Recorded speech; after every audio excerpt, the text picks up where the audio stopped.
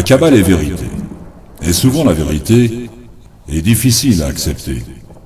Et ses préceptes durs à suivre. La Kabbale considère que la Genèse et l'Apocalypse de Jean sont deux livres bibliques bien inspirés. Mais ceux qui cherchent Dieu, le vrai Dieu, faut qu'ils comprennent qu'il n'est pas un Dieu fait de papier et d'encre, qu'aujourd'hui, il faut qu'ils sachent que le vrai Dieu les invite à chercher ailleurs, autre part. Le livre Sagesse, inspiré par Salomon, n'est présent nulle part ailleurs que dans les versions bibliques catholiques. Et pour une raison de chronologie, il est situé dans l'Ancien Testament.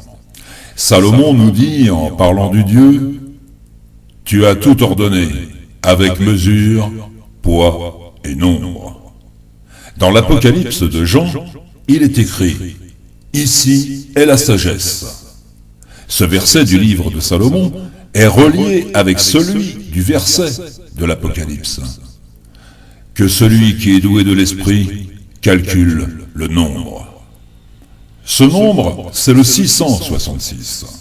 Et tout le symbolisme est là, car le roi Salomon, chaque année, recevait 666 talents d'or.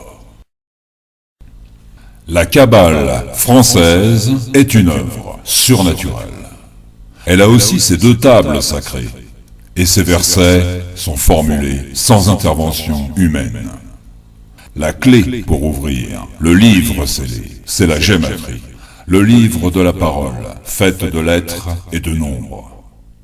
Le verset de l'Apocalypse, où est inscrit le nombre 666, invite à le calculer. Que celui qui est doué de l'esprit calcule le nombre. Ce verset est de façon formidable relié au parler français, en le calculant avec la gématrie.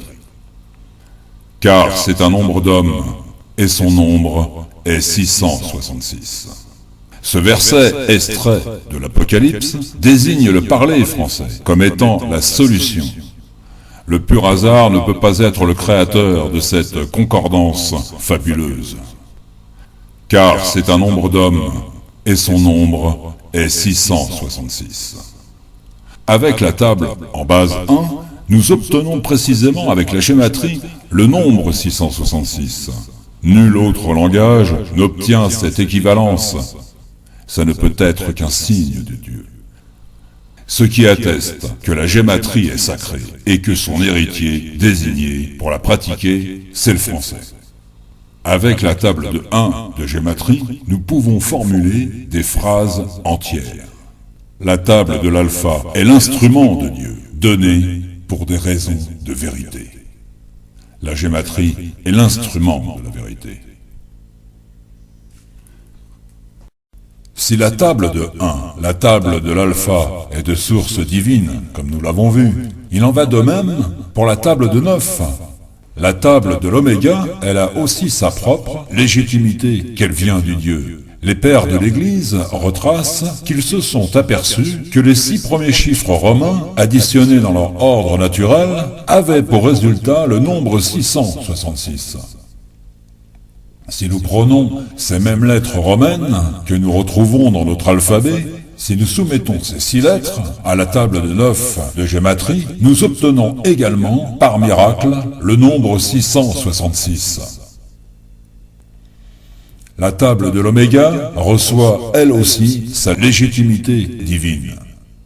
Ces deux coïncidences incroyables, c'est le Dieu qui nous les offre, au-delà des siècles, et tout cela sans intervention humaine. Le hasard n'est pas. Le verset de l'Apocalypse indique aussi le 666, c'est le nombre de la bête. C'est un nombre d'hommes.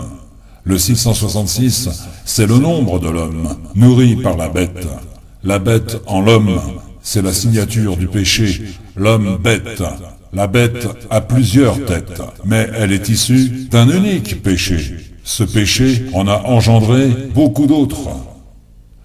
Tout ce qui a été dit ici, c'est fait par le vouloir de Dieu, afin d'appeler ses élus qui l'écouteront et qui feront l'éloge de son nom.